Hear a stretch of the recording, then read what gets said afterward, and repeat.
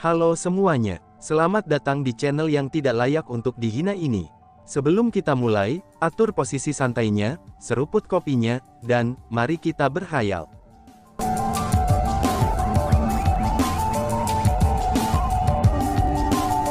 Melanjutkan cerita sebelumnya. GR, ayah sudah mengecewakanmu. Ayah juga sudah mengecewakan ibumu. Ucap Old Freak Tang sambil gemetar. Dengan suara gabruk, dia berlutut di depan Songge. Selanjutnya, air matanya jatuh dengan deras. Dia adalah eksistensi tingkat Maha Agung, namun dia benar-benar berlinangan air mata. Paman Tang, siapa kamu? Siapa kamu sebenarnya? Songge bertanya berulang kali. Namun Old Freak Tang tidak dapat menjawabnya. Dia terus meminta maaf padanya, dan mengatakan padanya bahwa dia telah mengecewakannya. Chu Feng tidak dapat melanjutkan menonton ini, dan dia pun berkata kepada Songge. Songge, dia sebenarnya ayahmu, kata Chu Feng.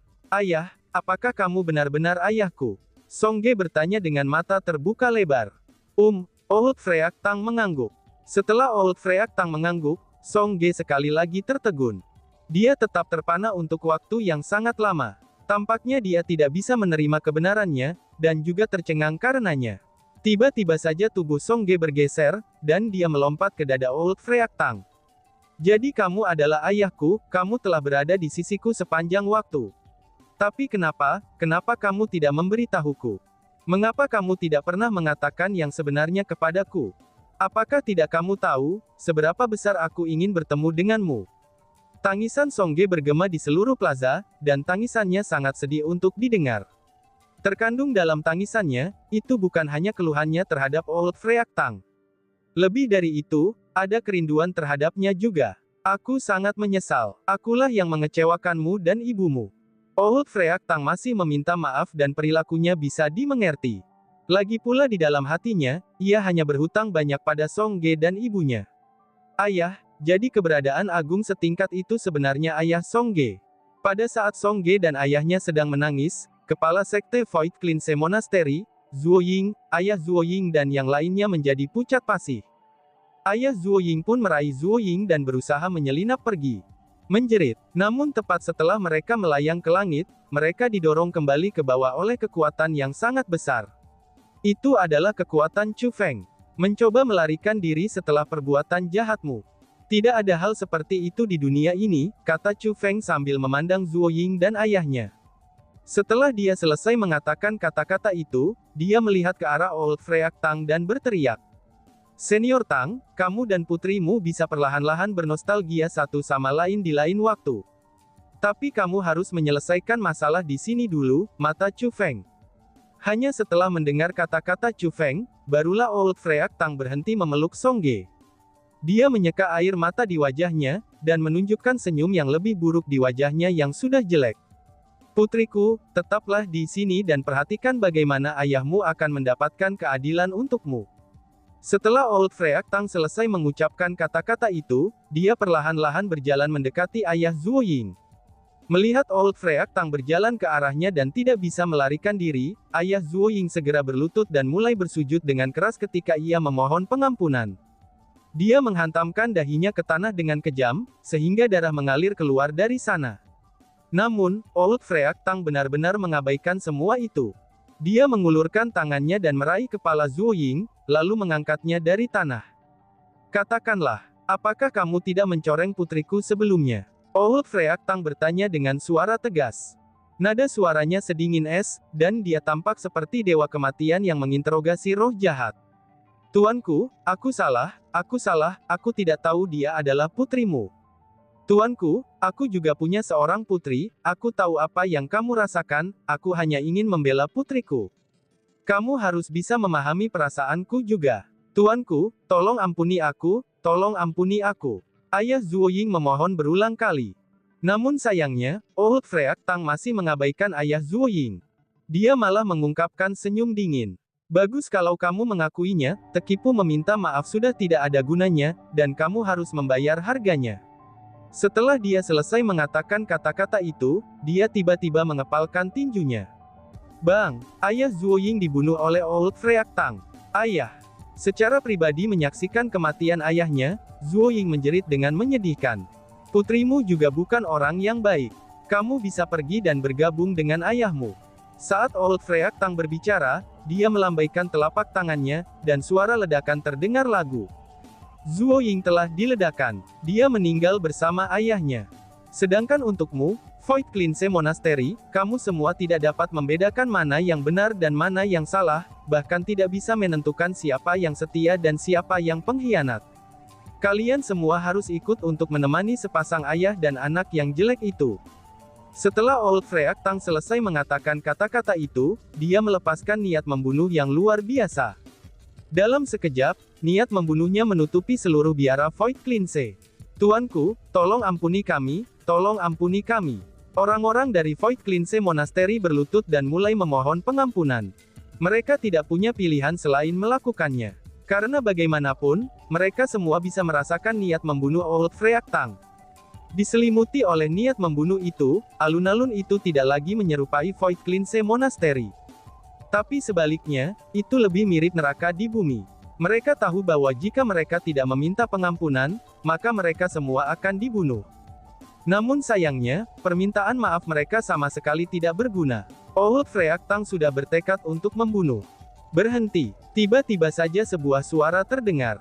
Ketika suara itu terdengar, niat membunuh yang terus mengintensifkan Old Freak Tang tiba-tiba berhenti. Itu adalah Song Ge. Song Ge adalah orang yang telah berbicara. Tolong lepaskan mereka. Mereka tidak bersalah, kata Song Ge.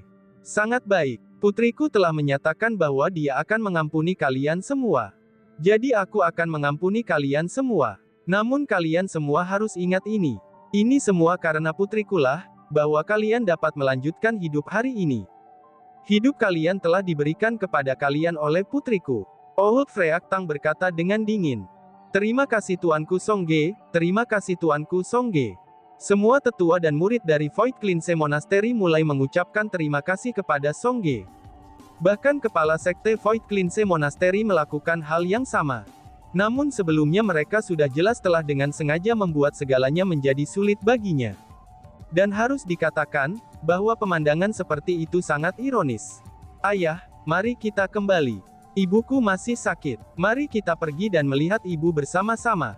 Setelah mengucapkan kata-kata itu, Song Ge mulai meneteskan air mata tanpa henti sekali lagi. Baiklah, mari kita pergi menemui ibumu. Old Freak Tang mengangguk berulang kali, dan kemudian dia pergi dengan Song Ge. Meskipun Old Freak Tang telah pergi bersama Song Ge, tapi orang-orang dari Void Cleanse Monastery masih berlutut secara seragam. Bahkan tidak ada satu orang pun yang berani berdiri. Bukan karena keberuntungan tidak melewatimu. Tapi sebaliknya, kamu tidak mengambil kekayaan itu dengan benar.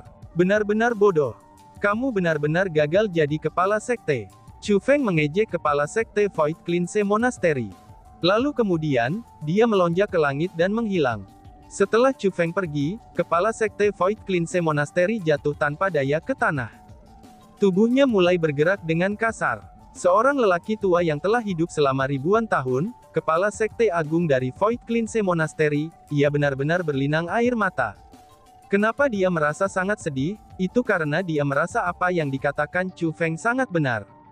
Dia benar-benar terlalu banyak gagal, dan benar-benar terlalu bodoh.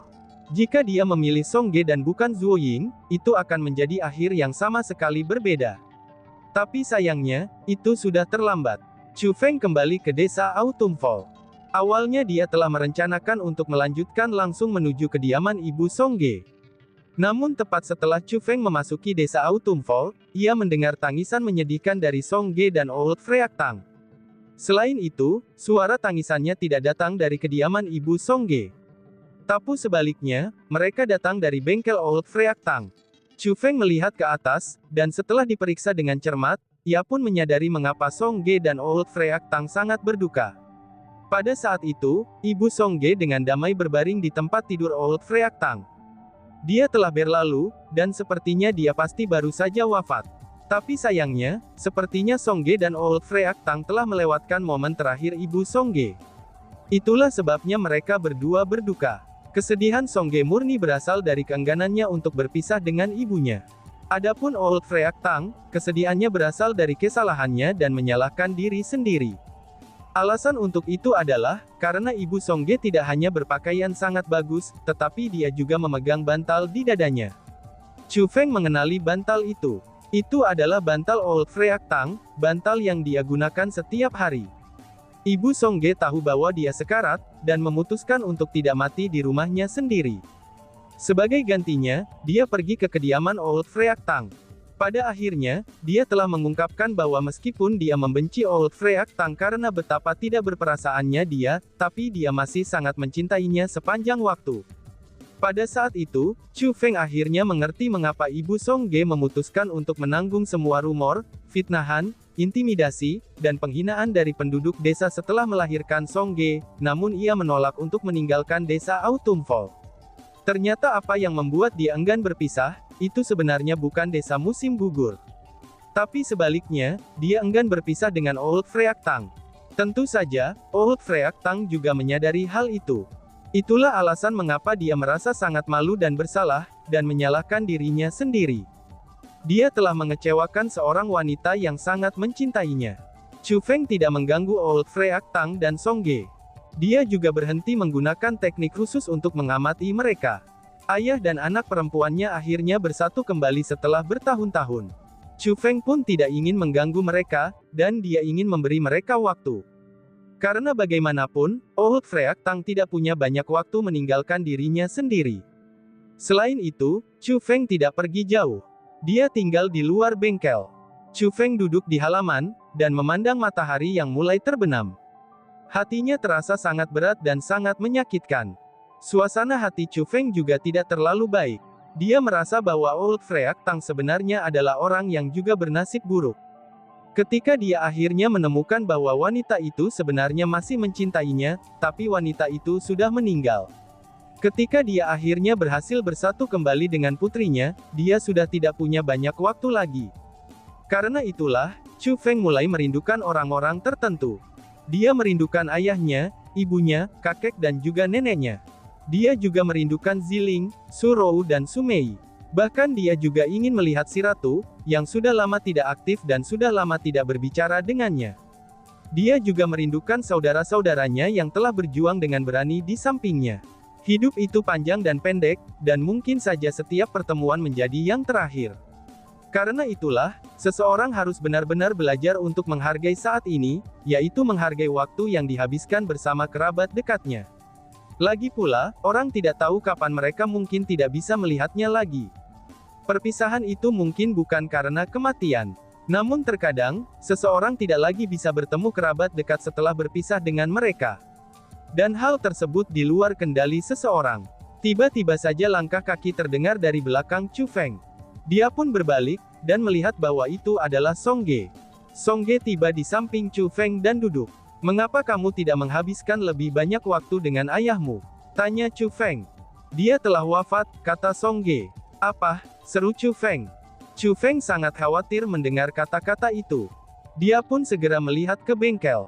Dan ketika dinding menghilang di depan matanya, dia melihat bahwa Old Freak Tang dengan damai berbaring di samping Ibu Songge.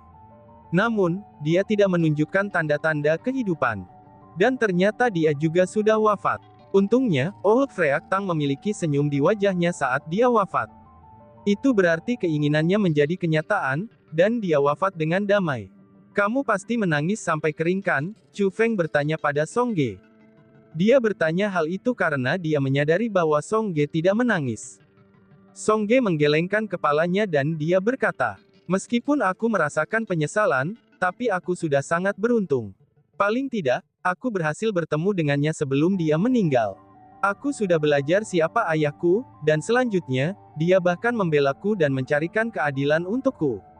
Dibandingkan dengan sebelumnya ketika aku tidak memiliki ayah dan tidak tahu apakah ayahku masih hidup, aku sekarang sudah sangat puas," kata Songge. Wajah Songge dipenuhi dengan senyum saat dia mengucapkan kata-kata itu. Meskipun senyumnya sangat samar, tapi orang bisa mengatakan bahwa dia benar-benar dapat menerima fakta yang tidak menyenangkan ini dan telah bersorak. Tiba-tiba saja, Songge berkata kepada Chu Feng. "Asura, terima kasih," ucapnya. "Mengapa berterima kasih padaku?" tanya Chu Feng. "Ayahku mengatakan kepadaku bahwa kamulah yang mendesaknya untuk bersatu kembali denganku. Jika bukan karenamu, dia mungkin tidak akan bersatu kembali denganku sebelum kematiannya, kata Song Ge. Aku merasa bahwa dia akan bersatu kembali denganmu, bahkan jika aku tidak muncul, kata Chu Feng. Ah masa, Song Ge mengungkapkan senyum tipis lagi. Oh iya, ini adalah sesuatu yang ayahku ingin kamu memilikinya. Aku tidak tahu apa itu, dan dia menolak untuk membiarkanku melihatnya. Dia hanya menyuruhku untuk menyerahkannya kepadamu. Song Ge mengambil gulungan dari kosmos saknya, dan menyerahkannya kepada Chu Feng. Chu Feng punya ide kasar apa gulungan itu saat ia menerimanya dari Song Ge. Setelah membukanya dan membaca isinya, itu persis seperti yang dia harapkan. Gulungan itu berisikan teknik kutukan. Pada akhirnya, Old Freak Tang telah memutuskan untuk membantu Chu Feng. Setelah itu, Chu Feng dan Song Ge menguburkan Old Freak Tang dan ibu Song Ge. Apa rencanamu sekarang? Jika kamu ingin pergi ke Water Mirror Paradise, mereka kemungkinan akan menyambutmu dengan tangan terbuka, kata Chu Feng. Tidak, aku tidak ingin bergabung dengan sekte apapun. Aku hanya ingin tinggal di sini dan menemani orang tuaku, kata Song Ge. Apakah kamu berencana untuk tinggal di sini selamanya? Kultivator perlu menemukan peluang untuk tumbuh, kata Chu Feng. Setiap orang memiliki kebahagiaan berbeda yang mereka perjuangkan. Mungkin bagi aku, menjadi orang biasa sudah cukup bahagia, kata Song Ge. Itu memang benar. Kalau begitu lanjutkan dan tetaplah di sini. Jika ada kesempatan, aku akan datang menemuimu di masa depan, kata Chu Feng. Kamu sendiri yang mengatakan kata-kata itu, dan kamu sebaiknya tidak menipuku. Song Ge mengulurkan jari kelingkingnya saat dia berbicara. Melihat itu, Chu Feng pun tersenyum. Lalu dia meletakkan jari kecilnya sendiri ke jari kelingking dan mengaitkan jarinya. Yakinlah, aku tidak akan menipumu. Kemudian Chu Feng dan Song Ge mengobrol lama, sampai jauh di malam hari hingga Song Ge tiba-tiba tertidur. Kultivator bela diri tidak merasa mengantuk kecuali mereka sangat lelah, dan Song Ge sudah jelas sangat lelah. Saat Song Ge tertidur di bahu Chu Feng, dia mengeluarkan gulungan itu dan mulai dengan cermat mempelajarinya. Saat dia belajar, Chu Feng tiba-tiba mengepalkan tangannya. Jantungnya bergetar hebat. Setelah Chu Feng mendapatkan pemahaman tentang teknik kutukan, dia pun tiba-tiba menyadari. Dan tiba-tiba saja bersambung. Sekian dan terima kasih banyak. Bye-bye.